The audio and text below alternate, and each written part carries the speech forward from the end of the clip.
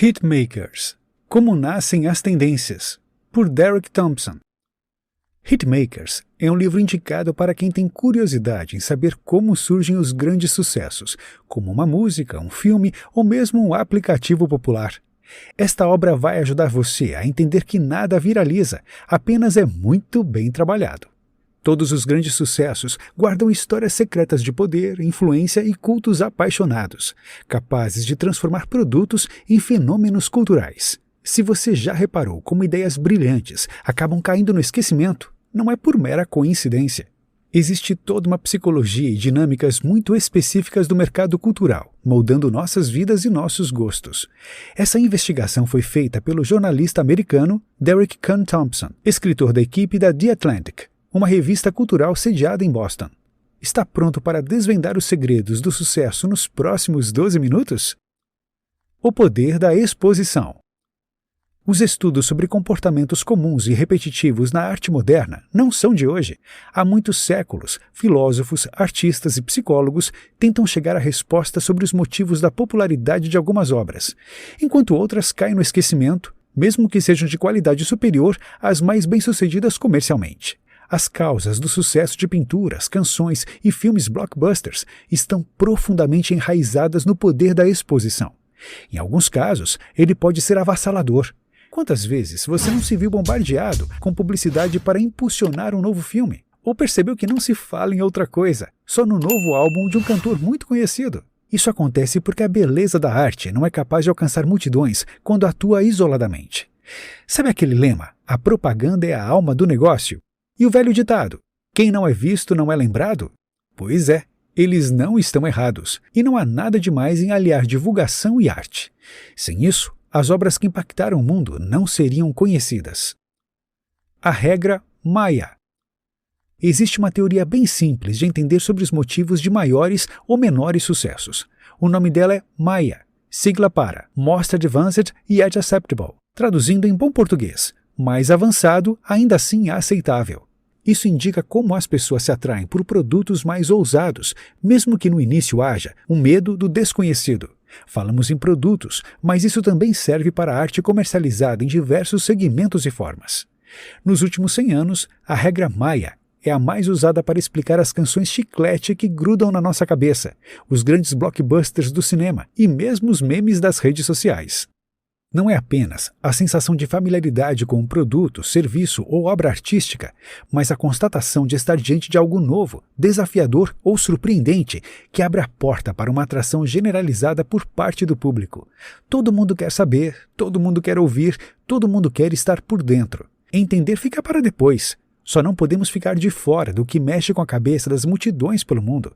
Veja um exemplo musical. Nem mesmo os grandes compositores conseguem explicar por que alguns trechos de canções pop grudam na nossa cabeça.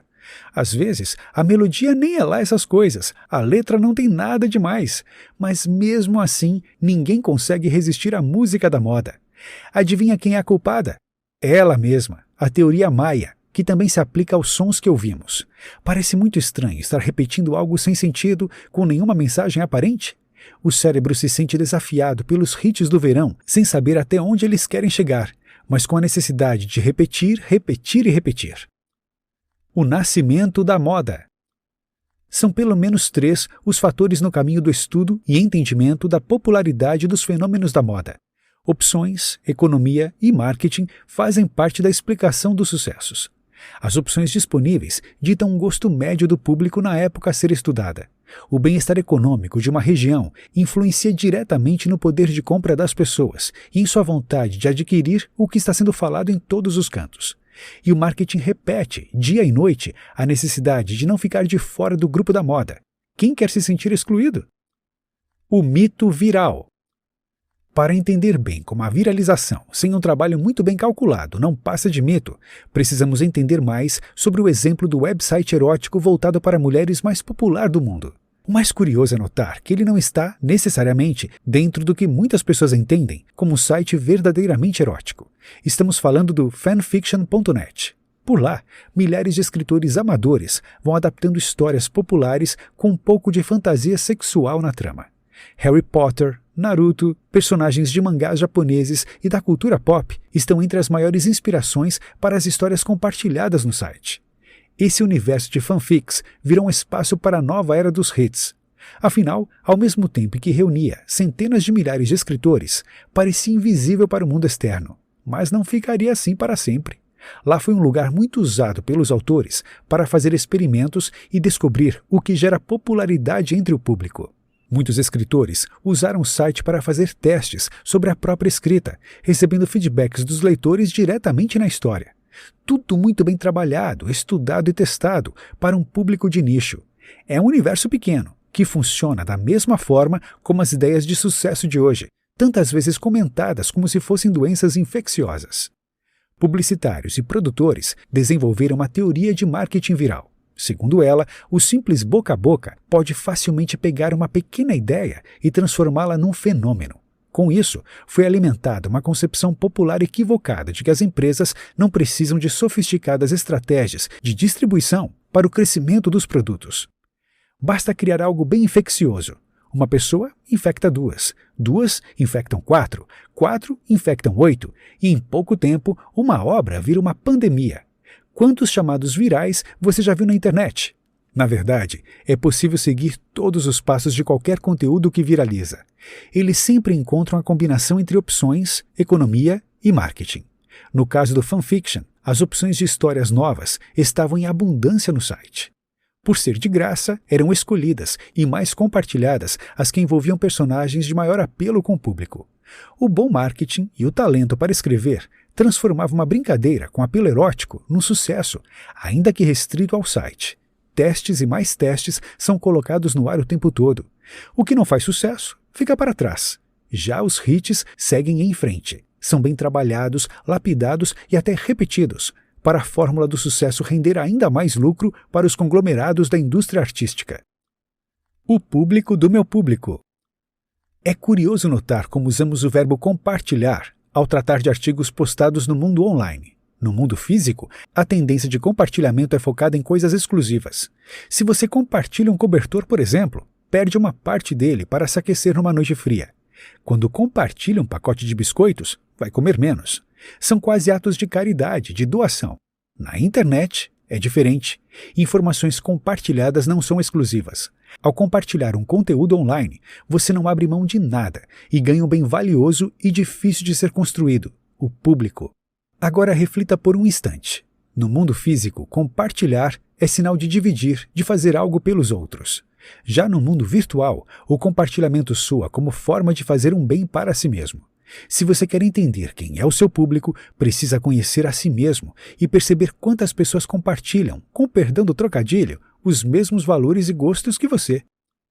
O que as pessoas querem? Seres humanos se encantam com pequenas previsões, mas o futuro é anárquico e quase impossível de ser controlado. É bem possível que escrever no século XXI seja o ramo mais competitivo da história da humanidade, já que as barreiras são baixas, o suprimento é gigantesco e a concorrência é global, com inúmeros publicadores produzindo conteúdo para um público mundial. Diariamente, jornalistas e blogueiros produzem uma imensidão de conteúdo para sites e blogs, tentando fazê-los ganhar relevância no Facebook ou no Twitter. Descobrir como deixar os leitores encantados com conteúdo não é simples de entender. Para saber o que as pessoas querem consumir, não existem respostas definitivas. Os públicos são tão curiosos e complicados que a maioria dos métodos bem-sucedidos de estudar seu comportamento são, com frequência, indistinguíveis da antropologia. Na dúvida, lembre do fanfiction. Teste, peça opiniões, veja o que dá certo e descarte os fracassos de repercussão. Simples, né? Agora imagine fazer isso em escala industrial. É o que acontece todos os dias, o tempo todo. O futuro dos hits. Vivemos a revolução industrial na atenção. Nos últimos 40 anos, as tecnologias impulsionaram a disputa sempre acirrada no reino da atenção e nos sub-reinos do entretenimento, das comunicações e das informações. Cada vez mais, os hits estarão nichados em públicos específicos. Nem sempre serão conhecidos por todo mundo, mas farão enorme barulho em bolhas. Aquele mundo de sucessos tão estrondosos mudou.